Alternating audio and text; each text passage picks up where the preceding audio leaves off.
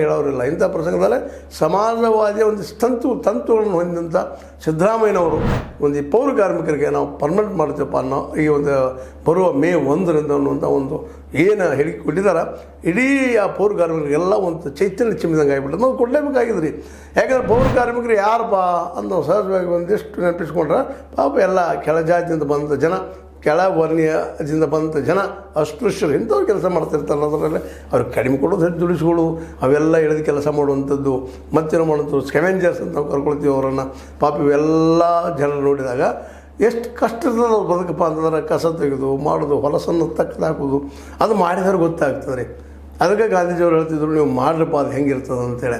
ಗಟ್ಟರಗಳನ್ನು ಬಳದಾಗ ಗೊತ್ತಾಗ್ತದೆ ಗಟ್ಟರ ಎಷ್ಟು ಬೆಳೆದು ಎಷ್ಟು ಕೆಟ್ಟದ್ದದ ಅದು ನಾವು ಮಾಡ್ತಾರಲ್ಪ. ಇನ್ನೊಬ್ರು ಯಾರು ಹೊಲಸು ಮಾಡಿದ್ದನ್ನು ನಮ್ಮ ತಲೆ ಮೇಲೆ ಇಟ್ಕೊಂಡು ಹೋಗುವಂಥದ್ದು. ಬಸವಲಿಂಗಯ್ಯನವರು ಆ ಸಂದರ್ಭದಲ್ಲಿ ವಿರೋಧ ಮಾಡಿದ್ದನ್ನು ತೆಗೆದು ಹಾಕೋ ಪ್ರಯತ್ನ ಮಾಡಿದರು. ಅದು ಇನ್ನೂ ನಮ್ಮಲ್ಲಿ ಅದಪ್ಪ ಈ ದೇಶದಲ್ಲಿ ಅನ್ನುವಂಥದ್ದು ಕೇಳ್ತಾ ಇದ್ದೀವಿ. ಮತ್ತು ಕೆಲವೊಂದು ಕಡೆ ಅವು ಕೆಲವೊಂದು ಸ್ವಲ್ಪ ಸಿಕ್ಕೊಂಡಿದ್ದಾವೆ. ಅದರಲ್ಲೂ ಗುಜರಾತ್ದಲ್ಲಿ ಅತಿ ಹೆಚ್ಚಿದೆ, ಕರ್ನಾಟಕದಲ್ಲೂ ಅದನ್ನು ನಿಂತಿಲ್ಲ, ಅಲ್ಲಿ ನಡೆದು ಅನ್ನುವಂಥ ಮಾತು ಕೇಳ್ತಾ ಇದ್ವಿ. ಆದರೂ ನಾವು ಅಲ್ಲಲ್ಲೇ ಬೋರ್ಡ್ಗಳು ನೋಡಿದಾಗ ಇಲ್ಲಿ ನೀವು ಸಂಡಾಸಕ್ಕಾಗಿ ಸಂಪರ್ಕಿಸಿರಿ ನಂಬರ್ಗಳು ಹಾಕಿರ್ತಾರೆ, ಅವ್ರು ಬಂದು ಸ್ವಚ್ಛ ಮಾಡಿಕೊಟ್ಟು ಹೋಗುವಂಥದ್ದು ಇವತ್ತಿಗೂ ನಡೆದದು ಅನ್ನೋದು ಅಷ್ಟೇ ಸತ್ಯದ. ಇಂಥ ಜನರಿಗೆ ಇವತ್ತು ನಮ್ಮ ಸಿದ್ದರಾಮಯ್ಯನವರು ಒಂದು ದೊಡ್ಡ ಅವ್ರಿಗೇನಪ್ಪ ಅಂತಂದ್ರೆ ಹಾದಿಯನ್ನು ಹಾಕಿಕೊಟ್ರು. ಯಾಕಂದರೆ ಕಳೆದ 10-20 ವರ್ಷದಿಂದ ಕಾಯಮ ಆಗಿಲ್ಲ, ಅವ್ರು ಯಾರು ಕಾಯಂ ತುಳೋಗಿಲ್ಲ, ಬಂದರೆ ಪಗಾರ ಬರಲಿಕ್ಕೆ ಇಲ್ಲ ಅನ್ನುವಂಥ ಮಟ್ಟಕ್ಕೆ ಇಟ್ಕೊಂಡು ಹೊರಟದ್ದನ್ನು ನಾವು ನೋಡಿದಾಗ ಸಹಜವಾಗಿ ನಿರಾಸಕ್ತಿ ಅಥವಾ ನಿರಾಶೆ ಆಗುವುದು ಸಹಜದ.